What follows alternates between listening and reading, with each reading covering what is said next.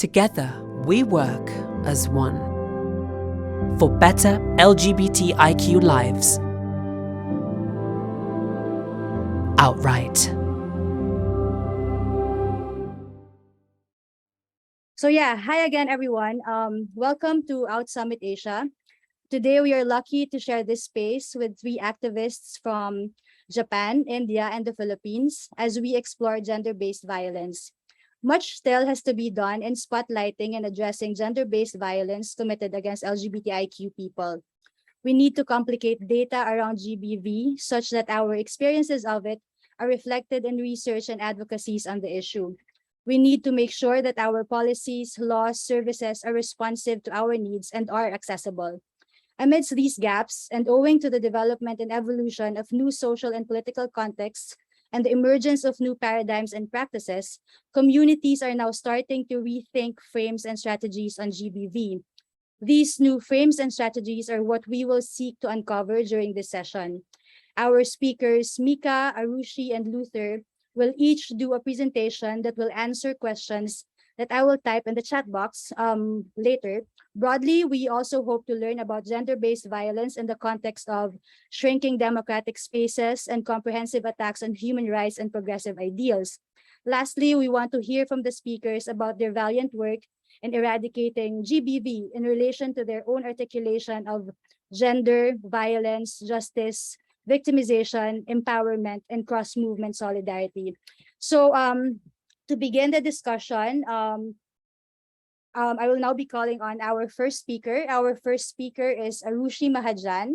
Arushi Mahajan is a feminist legal researcher based in India and has done research and advocacy on how criminalization and non-recognition of sexual and gender diverse expression and identity harms already vulnerable and excluded communities.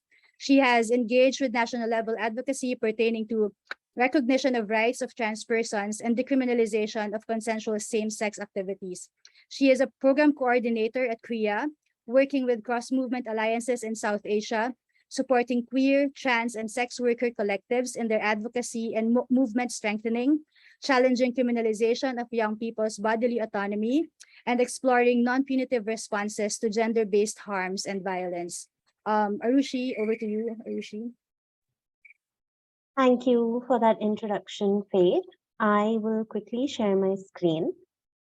Please let me know if there's any issue. So I will not be addressing all of the questions that Faith will be posting in the chat, but today I just wanted to have a brief conversation on different approaches to addressing GBV faced by sexual and gender diverse people and people with diverse sex characteristics. And as movements, be it the feminist movement, women's rights movement, or queer and gender non-conforming and trans movements, how we need to sort of sit back, reflect, and take stock of where our strategies are going right and where our strategies need reconsideration. So a little bit about where I come from. I work with an organization called CREA. It's based in the Global South. We are an international human rights organization which calls itself feminist. Our main themes of work are on gender and sexual rights, but we do focus a lot on perspective building, capacity building, leadership and movement strengthening, and creating knowledge products and advocacy of different forms, be it at the global level, at national level, or at community levels. So we work across countries and we work to strengthen capacities of community level leaders. So I have been trained as a lawyer. So today I'm bringing some of my legal training into this conversation. In India, in the past 2 decades, due to the resilience and persistence of sexual and gender diverse communities and the intersex community in India, we have had 3 landmark judgments which were widely acclaimed and received a lot of international publicity for recognition of rights. So many of you may be familiar with these judgments, so I'll quickly go through them. The first one was NALSA versus Union of India, where the Supreme Court recognized the rights of trans people, acknowledged the pervasive state and police violence against trans people, and the need for affirmative and positive measures by the government to prevent such violence. In Navteej Johar versus Union of India, which was in 2018, the state decriminalized what has been reported as homosexuality or sodomy. basically consensual activity between adults of the same sex, and also recognize their positive rights and obligations of the state to fulfill their rights. The third case was a case pertaining to the marriage between a cisgender person and an intersex person, where the court also acknowledged the harmful surgeries being conducted against intersex infants and children, which were not medically necessary, and directed the government to take strict action against this. All of these three judgments are very significant as they show the progress that different movements have made for recognition of their rights. They do recognize that gender-based violence persists, and they do order that stakeholders at different levels take action against gender-based violence, but they do have their limitations at the end of the day.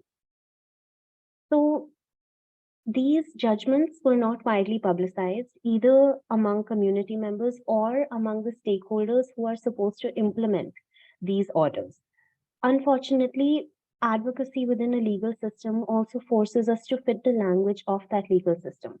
So what we have seen happening is that the categories of gender, sexual identity and expression, and intersex or diverse sex characteristics are considered as separate categories.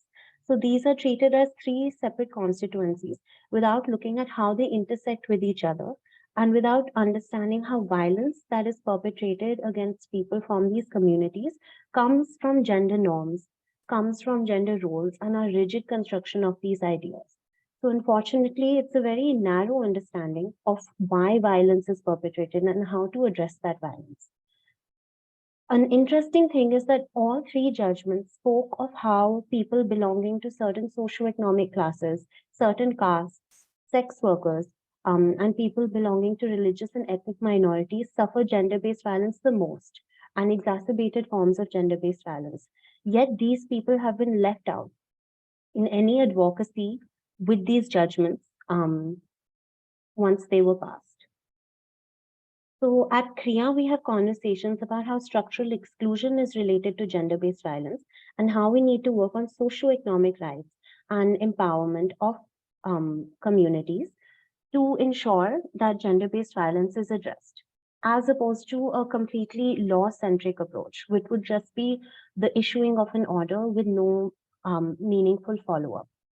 So a good example of this is that many trans and gender non-conforming communities in India, they are doing advocacy with different level of governments for affirmative action in education opportunities and job opportunities.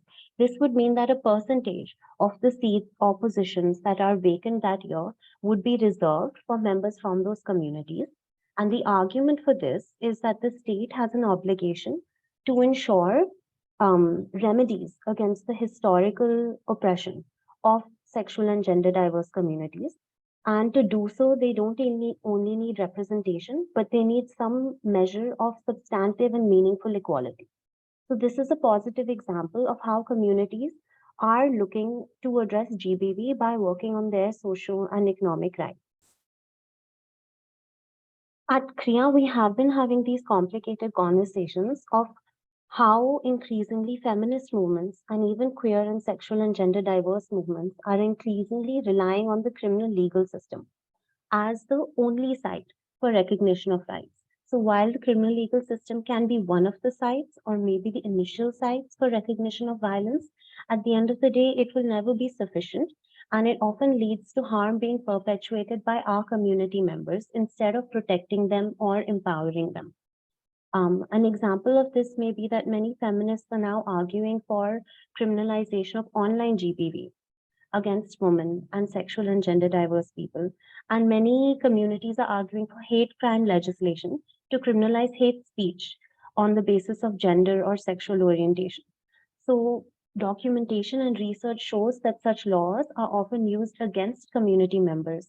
They are used to censor content that is seen as obscene or hurting religious sentiments or against public morality.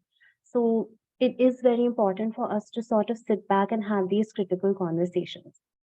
We are also thinking about how complicated our understanding of victim and perpetrator is, and that the rigid binary does not exist in many situations. So I've listed a few examples here. But what we see commonly is that the most publicized incidents of GBV are that of GBV perpetrated by a stranger in a physical place.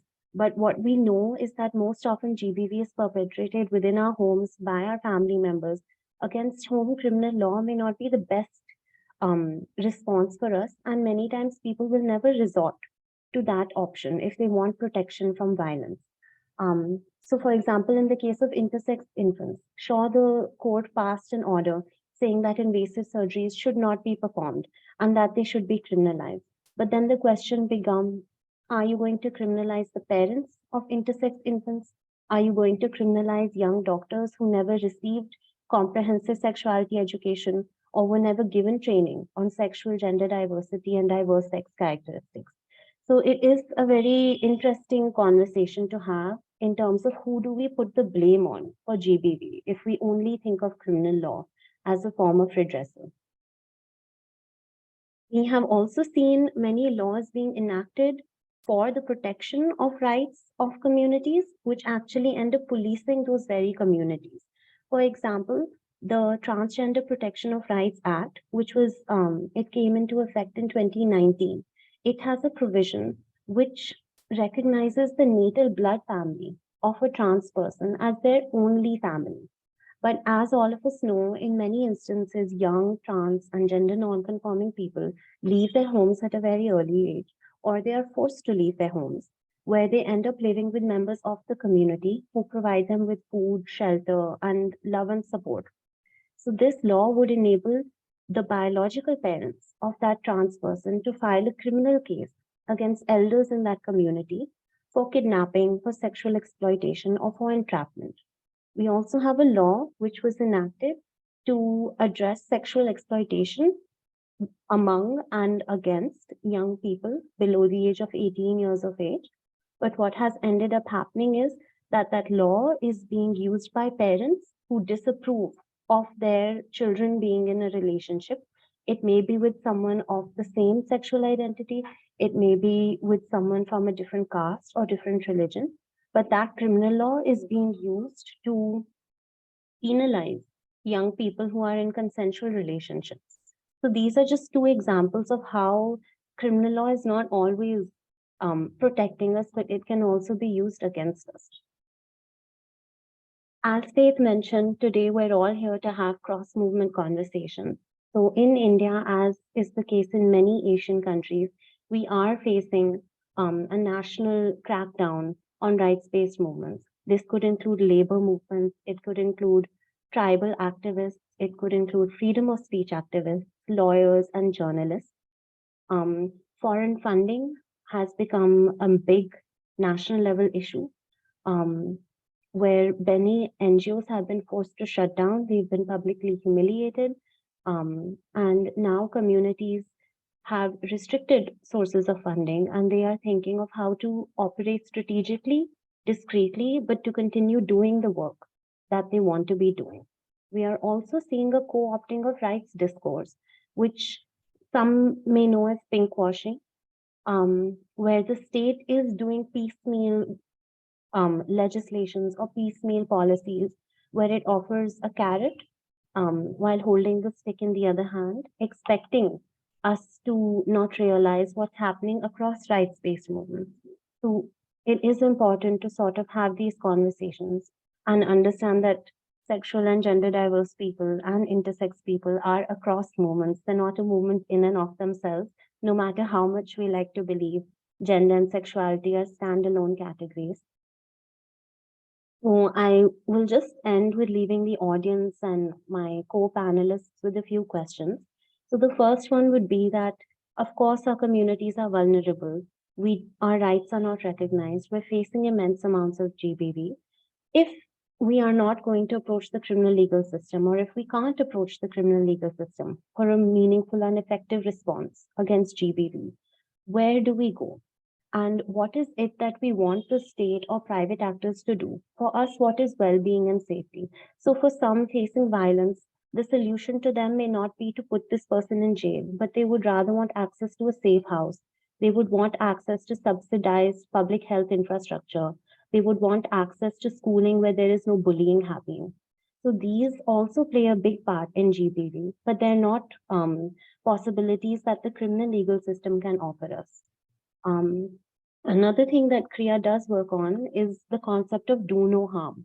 So as say a feminist movement, if we are working in our advocacy, what are ways that we can ensure that we do not throw other movements under the bus? So if we are working for trans rights and we are working for better career opportunities and sustainable livelihoods for trans people, is there a way to do that without degrading sex workers' rights and without putting sex workers' rights at risk, which is a profession that many trans people do end up engaging in? So these are just a few questions I would want to leave you with. I hope I have not extended my time, and I will stop sharing my screen now. Thank you. Thank you, Arushi. I want to highlight what Arushi said about how the work on GBV should emphasize systemic issues, not only individual harms. We know too well that violence in general finds shelter in structural and systemic issues. That's why gender-based violence is not only an anomaly in an otherwise justly functioning system. So thanks again, Arushi. And for our next speaker, we have Luther from the Philippines. Luther Aquino is a researcher on political violence and also studies democracy, social movements, and queer theory. He is a member of Camp Queer, an organization creating safe and nurturing spaces for queer people and promoting queer solidarity with other marginalized groups, and of Times Up Ateneo, a community engaged in survivor-centered, trauma-informed advocacy against sexual violence and impunity in the Philippine academia. He previously taught philosophy at the Ateneo de Manila University and worked as a journalist. Over to you, Luther. Hi, everyone. It's a pleasure to be here. I'll just go ahead and share my screen.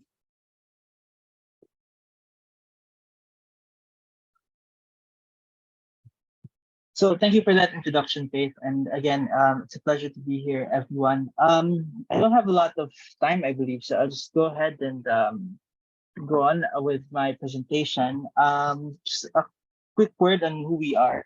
As Faith mentioned, I'm a member of both Camp Queer and Times of Ateneo, but today I'll be speaking primarily as a member of Times of Ateneo. I think there'll be a bit more interesting insights you can share from my experience in that organization. We are a community engaged in survivor-centered, trauma-informed advocacy. Since October 2019, we have been engaging the Ateneo de Manila University administration. The Ateneo is one of the major universities in the Philippines to transform the institution's responses to sexual violence in the university after widespread dissatisfaction and protests during that time, which we were part of those protests. And we now envision ourselves as both a psychosocial support system and advocacy group. If you want to know more about this, feel free to visit our website at timesofateneo.org. And Faith sent a few questions beforehand, and there were three that I think we could have some interesting insights on. So perhaps my answers won't be limited to the confines of the questions. But there was a question on what types of GBV are experienced by LGBTQI people in the country. First, I think I have to put out the disclaimer that Times of Ateneo does not necessarily present itself as an LGBTQI organization. It does, of course, welcome LGBTQI people, but it also obviously welcomes non-LGBTQI people in its advocacy against gender-based violence in schools. And our point of view in answering this question is from the Philippine academic setting.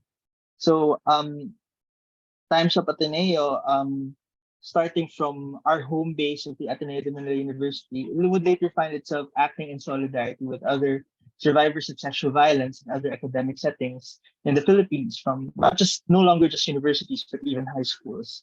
And in our experience, gender-based violence in school is experienced by both LGBTQI and non-LGBTQI people, which is precisely why it's important to also highlight the ways by which LGBTQI people experience gender-based violence in particular.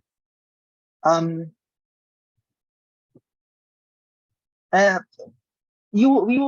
find in our experience that there is legislation, there are laws that obviously lay out the sort of offenses that could be committed against LGBTQI people, and these instances of gender-based violence are pretty much well recognized. They're in the Anti-Sexual Harassment Act of 1995 and Safe Spaces Act of 2019 in Philippine legislation.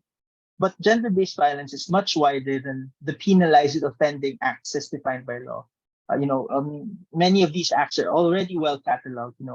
Unwanted sexual advances, wolf whistling, catcalling, and even, surprisingly, perhaps to some, the use of misogynistic, transphobic, and homophobic slurs. They're all already considered as offenses in Philippine law. But apart from these acts, we at Times of Atenea, and I think this is the unique or the important insight at least that we can offer tonight, today, whatever time it is, where you're watching from, we have come to develop a critique of the entire academic system that enables, preserves, and at times even propagates such acts of gender-based violence. In other words, our interest is no longer just the very specific acts that constitute offenses or acts of gender-based violence, but the very environment that makes such um, such violence occur.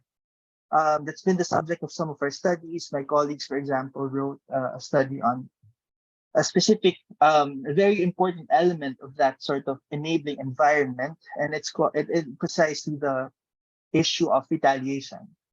Um, this is very important for us, and a big part of our advocacy right now is focused on the role that retaliation plays in perpetuating systems or structures of gender-based violence. Retaliation is an important, maybe even a decisive factor in the enabling environment for gender-based violence in schools. And in this case, it means actions taken not only by offenders themselves, but even by school administrators to disparage and discredit survivors and other advocates, and thereby jeopardizing survivors' pursuit of justice and healing for several reasons. Maybe misplaced concern about the reputation of the school, or displeasure over the disturbance of the peace, so to speak. So that study by Times of Ateneo is forthcoming, and it will be published. So I think you'll find the details on our website once it is published. Um, Moving on to another question about the um, still on that same question. We did just want to point out as well that the very process of seeking justice and healing for survivors of gender-based violence is complicated further when you are LGBTQI. You may have less than ideal support systems, given that their very relationships are frowned upon, say in a conservative school setting, even the family setting. Other survivors may have a completely supportive family in their pursuit of justice. That might not be the case for a lot of LGBTQI individuals, and which we found to be the case in some of the survivors that we helped with in Times of Ateneo. So have there been changes in recent years? We do think that there have been some changes to the legal landscape. I already hinted at a while ago that the signing of the Safe Spaces Act of 2018, for example. But we do have to assert, and it must be emphasized that that does not comprehensively cover all the whole gamut of acts of violence that are experienced by LGBTQI people on account of their gender. More importantly, then beyond legislation and penalization, we also feel the need to emphasize the creation instead of actively gender-affirming environments, including and perhaps even more importantly in schools. And that would allow for combating gender-based violence at the systemic and cultural level instead of just on the level of individual offenders.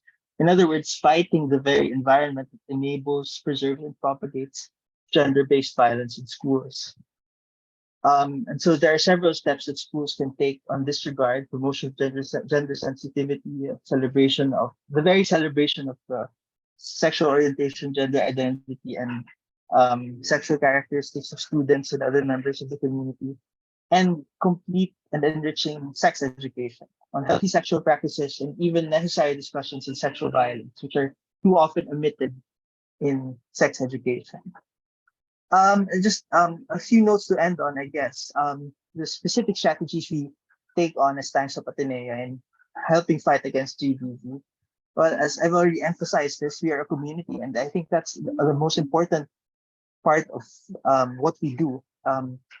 Be able to provide a community for survivors in a way that's survivor centered, and that we always this is sort of our like North Star. We believe that the work that we do should always be survivor centered, and this means that we welcome all survivors and advocates into our community, understanding that we each have our unique experiences, responses, and perspectives on advocacy, for example. And this reflects in the things that we regularly do. We have support circles for survivors who come to us, and this is no longer limited to our university. We've helped out, we've welcomed into our community several survivors from other institutions. We've even set up a network of school-based anti-sexual violence organizations, the Halia Network. And of course, we also care for those who've done a lot of caring themselves. We found that to be very important. Otherwise, advocates are at risk of re-traumatization or vicarious trauma. And so those are very important elements in our community building. In other words, you can already start building a caring, supportive, and gender-affirming counterculture in our school environments. But just as a last bit, advocacy is still very important to what we do. As mentioned, our founding event was the October 2019 protest against sexual violence and impunity at the Ateneo of Manila University. But our further engagement even led us to participate in an independent audit of the university's handling of sexual harassment cases, which led to findings of severe failures in previous cases. And we even helped craft a new code of decorum and administrative rules on sexual harassment and other forms of sexual misconduct and inappropriate behavior. And we find that very important because this reform process took place after the protests. And it was through that sort of engagement with activists that, we were, and the community and survivors, that the school was at least able to, meet our baseline demands to help survivors at least have a better chance of pursuing justice and healing. And I just like to end with that, very affirming the very core of who we are as Times of Ateneo. We stand with the survivors. Thank you. Thank you, Luther. Echoing Luther, gender-based violence committed especially against LGBTIQ youth entails developing a critique of the entire academic system that enables, preserves, and at times even propagates gender-based violence. So for our last speaker, we have Mika from Japan. Mika is the representative director of WeBit, a nonprofit organization which tackles LGBTQ youth issue in Japan, and a director of Pride House Tokyo, the first LGBTQ center in Japan. He is a member of the Global Shapers, a young leaders community born out of the World Economic Forum, and in 2019 was chosen as the Obama Foundation Leader of Asia Pacific. He is also a certified social worker and a certified career consultant. Hi, Mika. You can start now. はい、ご紹介いただきありがとうございます。そしてここに来れてすごく嬉しいなと思います。日本の現状についてお話をします。改めて、薬師美香です。認定 NPO 法人リビットというところで代表をやっています。あと、日本で初めてのLGBTQ センターの理事をやっています。私自身、トランスジェンダー男性で、小さい頃から性別に違和感があったんですけれども、それを誰にも相談できないまま、私自身17歳で自殺未遂をしています。こういうふうに誰にも相談できなくて、起死燃料を持つっていう LGBTQ ユースは今も日本で少なくない状況です。こういうような状況から2009年にリビットを立ち上げて、学校現場の啓発や就活の支援、そして最近だと LGBTQ でかつ精神障害や発達障害があるダブルマイノリティの人たちへの支援をしています。今日3つのことをお話をします。早速、日本の現状についてお話をします。日本はですね、LGBTQ の差別を禁止する法律っていうのがない状況です。なので、例えば、素地を理由に解雇になったりですとか、差別を受けても、それを守ってくれる法律っていうのが今現状ないんですね。また、婚姻の平等もない状況です。今、日本の中で、婚姻の平等がないことが違憲であるっていうことを、進めるための裁判が進んでいる状況ですが、まだ法律の改正はされていません。そして、トランスジェンダーの人たち、性別を変える法律はありますが、二つ非常に難しい要件があって、一つ目が、正規を出さないといけない、性別適合手術をしなければいけないっていうところが一つ。あとは、20歳未満の子供がいてはいけない。なので、子供が20歳未満のトランスジェンダーは性別を変えることができないっていう、非常に厳しい法律があります。法律から少し離れてしまいますが、昨今日本ではトランスジェンダーヘイトがすごく横行していて、いろいろな、政治家だったりとか、SNS だったりでトランスヘイトの、言動っていうのが出ている状況になっています。今日は私どもが今年やりました LGBTQ のユース調査について報告をします。これは2670人の LGBTQ ユース、12歳から39歳がご回答いただいた国内最大級の調査になっています。様々な暴力の状況が見えています。まずですね、非常に高い起死年齢の状況が見えています。この1年間で LGBTQ の10代の人たちの 48% が起死燃料を経験をしています。で、この1年で10代の LGBTQ の 14% が実際自殺未遂をしてるんですね。で、精神疾患等にも非常に、ハイリスク層です。52% の LGBTQ の10代がですね、この1年間で精神疾患や何かしらの心身不調を、経験しているという状況です。で、様々な学校での困りごともあるんですね。この1年間で LGBTQ の学生の7割が学校で素地に由来した様々な困難を経験しています。例えば、不要に男女分けをされたとか、先生だったり生徒が LGBTQ を笑いのネタにしていたとか、そういったことがあります。で、こういった困難の 33% が学校の先生からの暴力だったり、困難だったというところで、学校の先生が困りごとの種になってしまっているっていうところが大きな、課題だと認識しています。また、保護者との関係性も良くないです。LGBTQ ユースの 89% が家族、すみません、保護者との関係でですね、困難を経験しています。保護者から LGBTQ でないことを前提とした言動があったとか、保護者にセクシャリティを隠さないといけなかったとか、保護者にバレてしまったらどうしようって不安に感じたとか、そういうような状況があります。特にコロナ禍、家にいなければいけない時間が長い中で安全に家に入れないユースが多かったっていうのは、この数年の大きな課題でしたし、今も家が安全じゃないというところは非常に重要な課題です。このような状況の中で LGBTQ の学生の 93% が先生に相談できないと言っていて、LGBTQ ユースの9割が保護者に相談をできないというふうに言っています。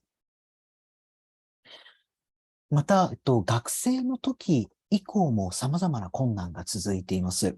例えば、就活の時にトランスジェンダーの 75% がこの1年で就活の時にソジハラ、ソジに関するハラスメントだったりとか、あとは、就活の時に困難を経験してるんですね。なので、安全に就職活動ができないっていうことにつながっています。で、実際働き始めてからも4割近い LGBTQ の人たちが職場で頻繁に素地に関するハラスメントを経験しているというふうに言っていて、職場でも喫緊な状況です。このような状況は困窮にもつながっていて、例えばトランスジェンダーの4割が年収200万円以下、日本でいうと、低所得者になるんですけれども、非常に困窮につながっているような状況です。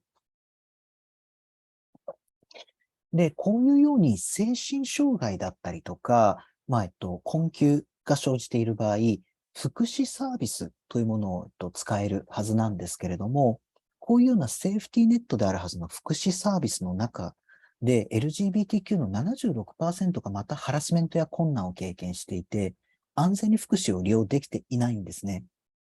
なので、セーフティーネットからこぼれ落ちてしまっているっていうのも大きな課題です。一方で、好事例も様々進んでいます。例えば、自治体の単位で同性パートナーシップ制度というものが進んでいます。1500近い自治体の中で今239の自治体が、取り組んでいて、自治体の中で同性パートナーが、認められて、パートナーとして扱われるという制度が、人口のカバー率でいうと 50% を超えてですね、今展開をされています。また、LGBTQ に対する、ハラスメントですとか、ヘイトスピーチを禁止する条例っていうのを国立市が作ったっていうのも、大きな取り組みでした。他にも、学校現場での理解普及も進んでいます。2016年にですね、文科省が、学校で LGBTQ の子どもたちへ対応配慮するようにというような通達を出しまして、だからこそ、取り組みっていうのが少しずつ進んでいるような状況です。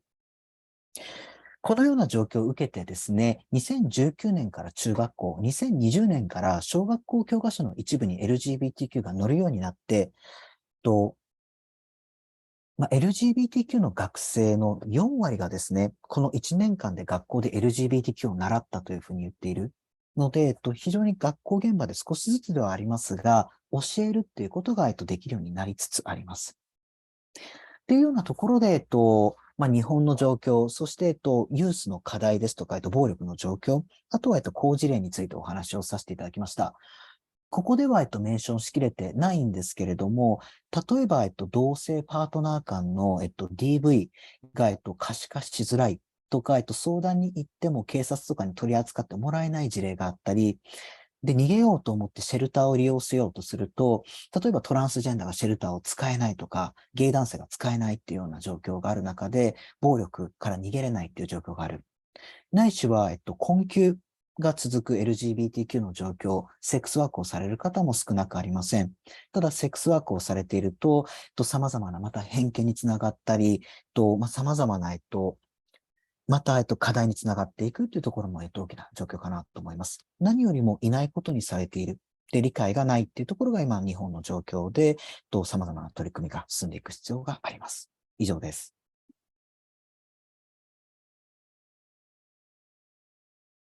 ありがとうございました。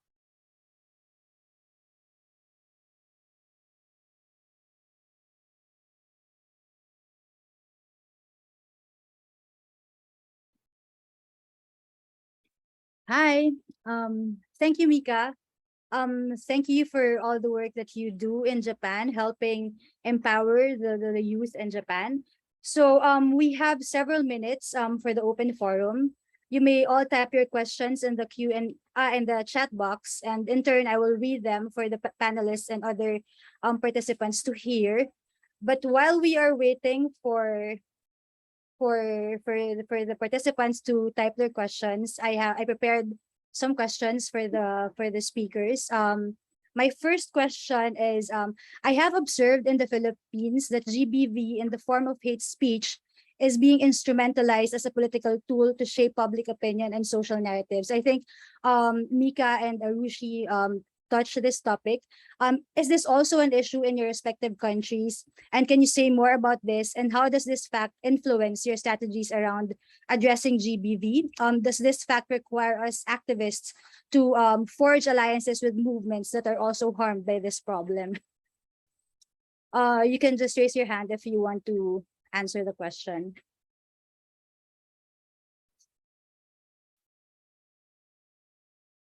Arushi, yeah. Thanks, Faith. So in India, we aren't seeing any demands for hate speech legislation. But what is happening is that there is increased surveillance in digital spaces. So the surveillance may take on protective roles. So they may have more categories of identifying harmful speech, identifying offensive speech. And that takes in grounds of gender, gender identity, and sexual orientation on online platforms.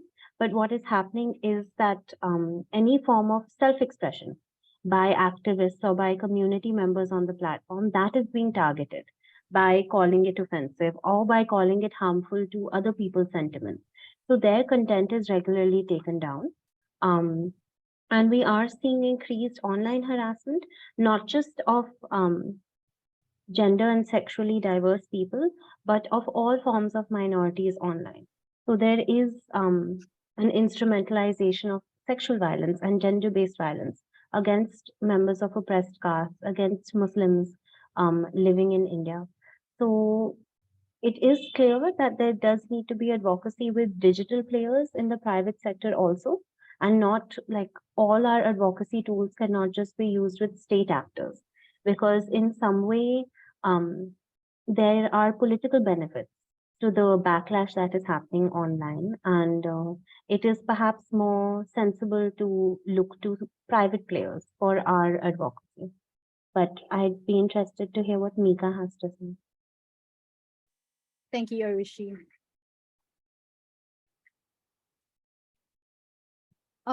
Luther, Mika, would you like to chime in?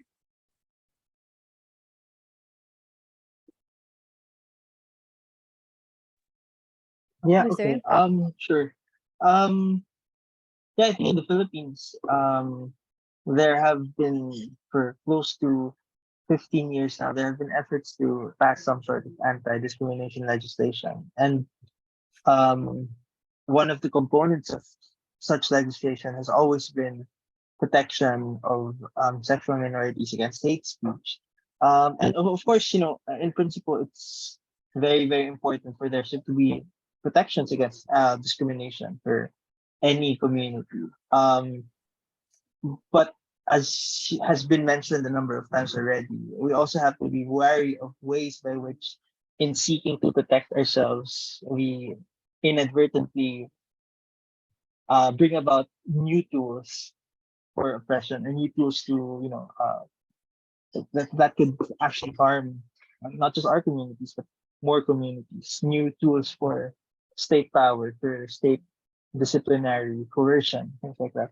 And um, so it is definitely a balancing act because that doesn't, like me saying that doesn't mean that I don't think there should be some sort of protection for people who could be subjected to verbal abuse.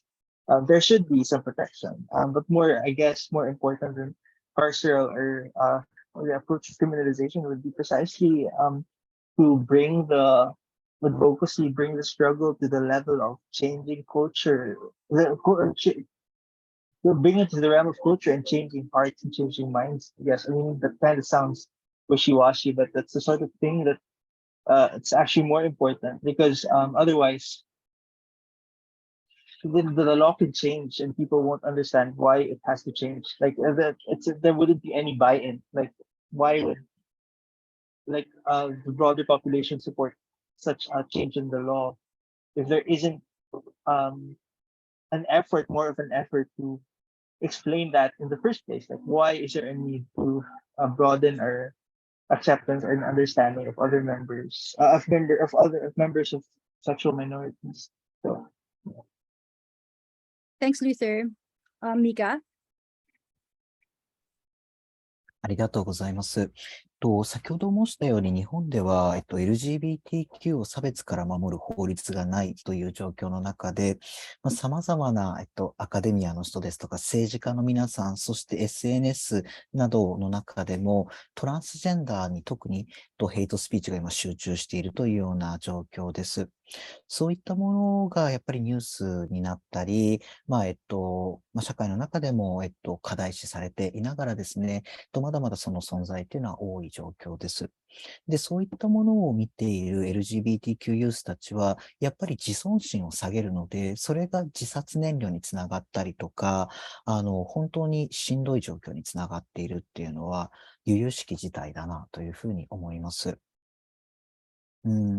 一方で、またですね、トランスジェンダーの、権利のことですとかが、議論されるときに、必ずそのトランスジェンダー女性の方がトイレに入ってきたらどうするんだとか、あとは日本は温泉という一緒にお風呂に入る文化があるんですけど、そこにトランスジェンダー女性が入ってきたらどうするんだっていうような、生活の本当に一部分だけをあえて矮小化して切り取ることによって、議論を拡散させるような、そういうような、動きっていうのも見られるなと思います。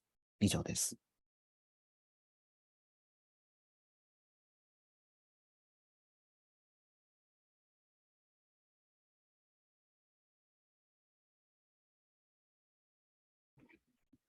Thank you, Mika, Arushi, and Luther. There is a question in the Q&A. At Transmedia, this is from Jenny, at Transmedia Watch in the UK, we see changing culture as essential to making progress in other areas. I would be interested to hear what the media situation is like in the panelists' countries. Who would like to answer first?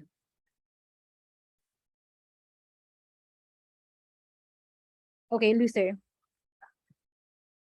Yeah, just very briefly, I think it's a mixed bag in the Philippines. There have definitely been strides in representation, for example, of transgender people and other LGBTQI people in Philippine media. And reporting has been responsible enough in some media outlets, but there is resistance in a lot of more traditional, say, like small town newspapers, radio stations. You see a lot of misgendering, refusal to use people's preferred pronouns. Um, so it's a mixed bag. Yeah, there's a lot of progress to be made. I think I do think we haven't reached the levels of fear mongering about transgender women that I hear about from the like happening in the UK, or at least in UK social media. So thank God there's not that level in the Philippines. Thanks, Luther. Who would like to go next? I can go next, and maybe I'd divide it into like two quick parts. So the first one would be popular media, say in movies. So India is famous for like Bollywood movies, and we do have an increasingly number of mainstream and indie movies that portray non-heterosexual romances. So there are conversations on different forms of sexuality, but unfortunately, the same narrative of a homosexual relationship in the structure of a cisgender heterosexual family, or caste being the way that society is structured. So our fundamental assumptions of how society is structured, those are not changed.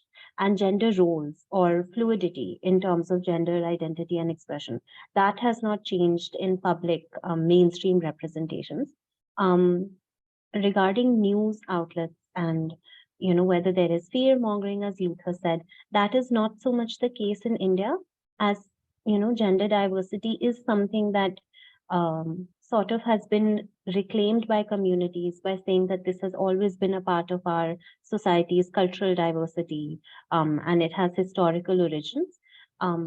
But yet we see some form of state narrative building on rights of trans people. So by saying that all trans people are a part of the Hindu fold, which is the majority religion in the country, and a form of, sensationalization of any small gain in trans rights recognition is seen as a victory by the nation state as a whole. So I wouldn't say that it's very progressive or rights-based in that sense. Thanks, Arushi. Mika? はい。ありがとうございます。この10年くらいでメディアで LGBTQ が描かれる方法っていうのはだいぶ変わっています。10年くらい前までは、いわゆる面白おかしいネタとして描かれることが多かったんですけれども、最近では非常に多様に描かれています。日本には NHK という国営放送があるんですけれども、今もちょうどレズビアンのカップルの日常生活を描いたドラマが、その国営放送で放送されたりしています。また、プライドパレード東京プライドパレードって日本で一番大きいプライドパレードに、いろいろなメディアの、会社たちがブースを出してくれるようになっていたりですとか、記者の皆さんたちが集まって LGBTQ に対して、正しく報道できるためにどういうふうにしたらいいかというような勉強会を定期的に開催されていたりということで、本当にこの10年ぐらいでだいぶ報道のされ方とかメディアでの描かれ方っていうのは変わったなと感じています。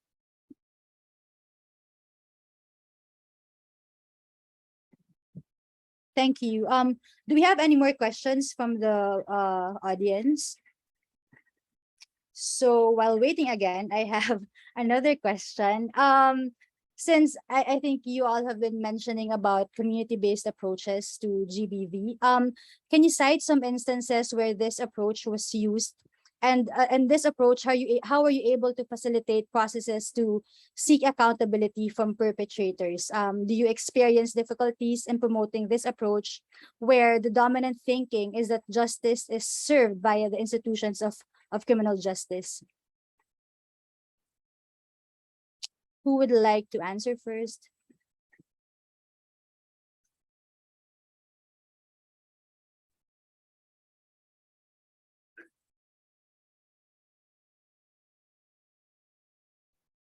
Should I ask Luther to answer my question? Sure. Yeah, I mean, as I mentioned in my presentation a while ago, I do think our very self-definition as being that of a community entails that we engage very closely with each other, the members of the collective, and specifically with our desire to be survivor-centered, to give a primacy to the voice of survivors in decision making. I'm not always at liberty to discuss very specific details of specific instances because of course we're helping out survivors of gender-based violence, and so I would refrain from talking about like the specific instances of how we help this or that survivor. Although as a general note, I will say that um, there has always been a bit of a difficulty in getting survivors to um, there is perhaps a sort of misconception that the only way survivors can get justice is if they get their day in court and if they get a ruling in their favor.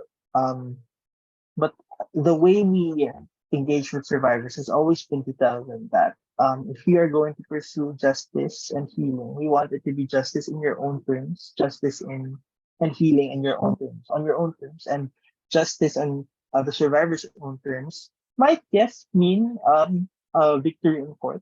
For some other survivors, it might mean just a filing of a case in court. For some other survivors, it might not even involve the court at all. So we well, in other words, we don't prescribe any specific approach in how the survivor would wish to process their experience and take action in the sort of violence that they encountered. The difficulty there, however, is that yeah, sometimes as an advocate, you feel that you could do more for a survivor, but then that's when it's important to take a step back and accept with humility that it's not about you, it's about survivor. It's about how they want to seek justice for whatever happened in the past or took place in their lives. So, yeah. Thank you. How about Mika and Arushi? Would you like to answer the question? はい。ありがとうございます。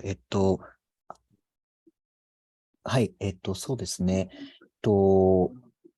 LGBTQ コミュニティだけで取り組むっていうのは非常に難しいと思っているので、理解者、アライっていうのがすごく重要になってくると思います。なので、例えば弁護士、警察官とか教師とか福祉の人たちとかの中に連携できるアライがいるのかっていうところが非常に重要。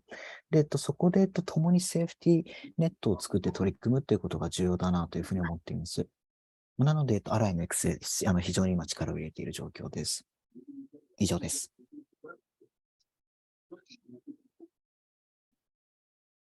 Thank you. Arushi? It's okay if you don't want to answer, but yeah. Just in I case. just had one line that many survivors, they're not only looking at criminal law for justice, they're looking at criminal law for some symbolic sense of equality or dignity.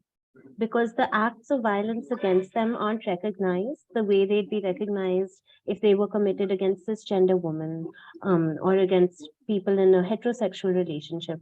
So it may not even be justice that they're seeking. They may very well know that there's no justice to come from litigation in the criminal legal system, but there is something that they would want, state recognition, even if they don't end up using the law. But they'd want, the violence against them to be recognized in law. So that is complicated, and no one can deny the symbolism of that. So, just wanted to add that. Thank you, Arushi. So before we wrap up, I have another question. This would be my last question.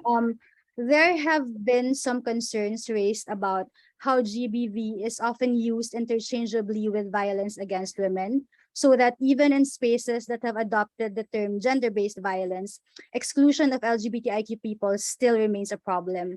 What are your thoughts around this, and how do you see we can effectively forward our advocacies in spaces where this kind of discourse is quite critical?